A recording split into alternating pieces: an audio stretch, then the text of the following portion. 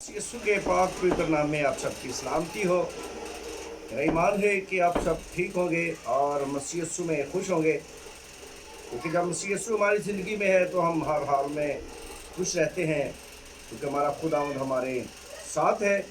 तो मेरे साथ कलाम खुदा में से आज हम सीखेंगे। आप अपने कलाम मुक़द्दस को खोलें और मेरे साथ एक हवाला जो है वो तिलावत करें। मरकज़ रसूल की मार्फत लिखी गई अंजील उसका 11वां बाब है और उसकी 24वीं से लेकर 26वीं आयत तक खुदा के कलाम में से हम सीखते हैं। आज हम इन 3 आयत को जो है वो सीखेंगे और कोशिश करेंगे कि हम इस पर ईमान रखें और हम जो कुछ सुनते हैं मसीह खुदावंद के कलाम में से उस पर अमल करें। इसलिए मैं तुमसे कहता हूँ कि जो कुछ तुम दुआ में मांगते हो, यकीन करो कि तुमको मिल गया और वो तुमको मिल जाएगा। और जब कभी तुम खड़े हुए दुआ करते हो, अगर तुम्हें किसी से कुछ शिकायत हो तो उसे माफ़ करो, ताकि तुम्हारा बाप भी जो आसमान पर है तुम्हारे गुनाह माफ़ करे। और अगर तुम माफ़ ना करोगे तो तुम्हारा बाप जो आसमान पर है तुम्हारे गुनाह माफ़ ना करेगा। खुदावंद के पाक कलाम के पढ़ें, सुने, समझे जाने पर खुदावंद की बरकत हो। मेरे चीज़ों,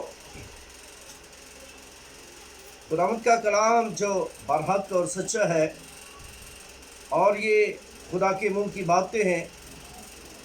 मसीह यीशु ने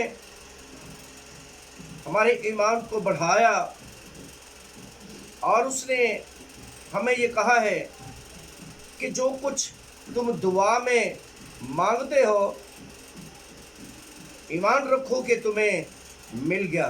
मेरे चीज़ों, ईमान रखना बहुत ज़रूरी है, क्योंकि बगैर ईमान के हम कुछ भी नहीं हैं। हमारा ईमान मसीह यीशु पर है कि वो खुदा का बेटा है, वो आसमान और ज़मीन का ख्याल रखता है और वो अपनी मोहब्बत को हम पर यूँ ज़ाहिर करता है कि उसने आसमान छोड़ा, ज़मीन पर आ गया, ताकि मेरे चीज़ों हमारी दुआओं को सुने और उसका जवाब दे। और उसकी मोहब्बत लाजवाल मोहब्बत है। उसने हमारे लिए अपनी जान दी है। तो मेरे चीज़ों, हमें भी एक दूसरे से मोहब्बत करनी चाहिए और खुदावंद पर ईमान रखना चाहिए। और ईमान ऐसा रखना चाहिए कि जब हम खुदावंद की हजूरी में आते हैं, हम जो कुछ भी खुदा से मांगते हैं, आप यकीन रखें कि आपको मिल गया है, क्योंकि जो कुछ मसीह यीशु ने कहा है वो बरहक है और वो होना है और होता है और हो जाएगा। क्योंकि खुदावंद यीशु मसीह ने कहा, आसमान और ज़मीन टल जाएंगे लेकिन मेरी मुंह की बातें हरगिज़ न टलेंगी। खुदावंद ने कहा है दुआ में मांगने के लिए तो ज़रूर आप ईमान रखें कि मसीह खुदावंद हमें देगा और वो हमें मिल जाएगा। और जब कभी तुम खड़े हुए दुआ करते हो और आपको याद आ जाए दुआ के दौरान कि मैं किसी से नाराज़ हूँ या मुझे किसी के साथ कुछ शिकायत है, तो पहले जाएं और उसे माफ़ करें।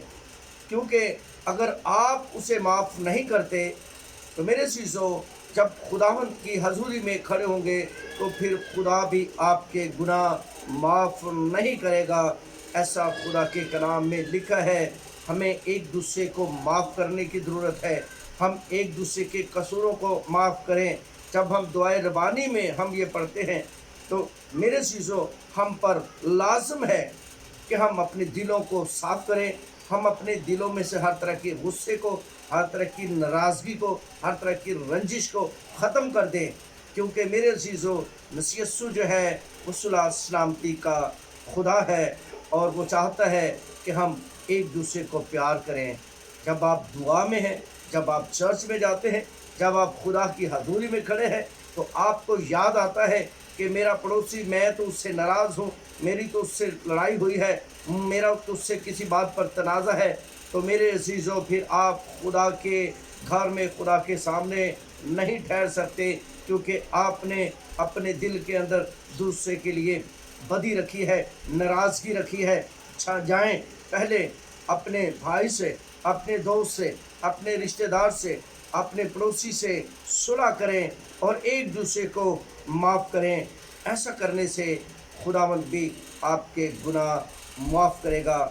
خداوند اس کلام پر عمل کرنے کے لیے مجھے اور آپ کو برکت دے۔ آمین۔